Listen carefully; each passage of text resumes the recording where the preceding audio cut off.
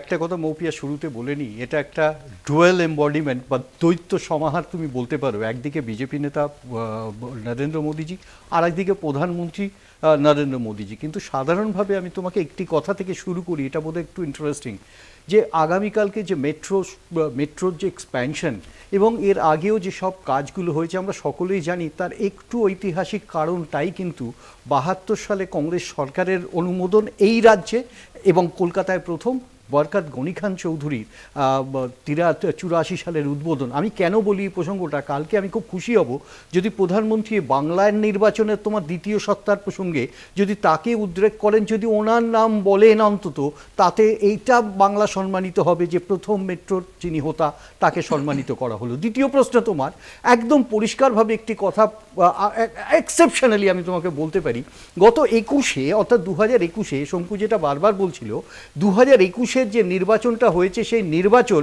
সেক্ষেত্রে আমরা দেখেছি বিজেপির টপ নেতারা, একেবারে প্রথম সারির নেতারা পশ্চিমবাংলায়, বিশেষত মোদিজি, শাহজি, তারা যেভাবে মিটিং করেছে আমরা একেবারে ব্লক স্তর পর্যন্ত আমরা দেখেছি।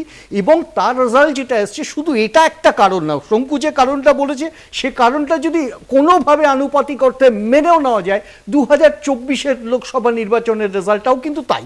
আমি অন্য কারণে বলি, এই কারণে যে আজকে যে প্রধানমন্ত্রীর স্টেটমেন্ট, সাধারণভাবে তুমি ঐতিহাসিকভাবে দেখবে কোনো প্রধানমন্ত্রী, জাস্ট এ মিনিট, কোন প্রধানমন্ত্রীকে তুমি কোনোদিনও দেখবে না, বিশেষত প্রধানমন্ত্রী তার পদে থেকে আগের দিন এইভাবে একটা স্টেটমেন্ট করা, যে স্টেটমেন্টটা রাজনৈতিক, এবং উনি যাচ্ছেন যে কারণে, সে কারণটা কিন্তু রাজনৈতিক না, সরকারি কারণে, সরকারি ভাবে উদ্বোধন করতে যাচ্ছেন, সেখানে রোড শো করবেন, সেখানে উনি বিজেপির কি মিটিং করবেন সেটা আলাদা ব্যাপার। সম্পূর্ণ রকম ভাবে কিন্তু এই প্যাকেজটা একটা সরকারি প্যাকেজ, যাকে উনি ব্যবহার করছেন একটা নির্বাচনী ক্ষেত্রে। আমরা এটা মুখ্যমন্ত্রীর ক্ষেত্রে সমান, মুখ্যমন্ত্রী যখন করেন সেটাও সমান, মুখ্যমন্ত্রী যখন করেন তখন সেটা সমান শক্তি।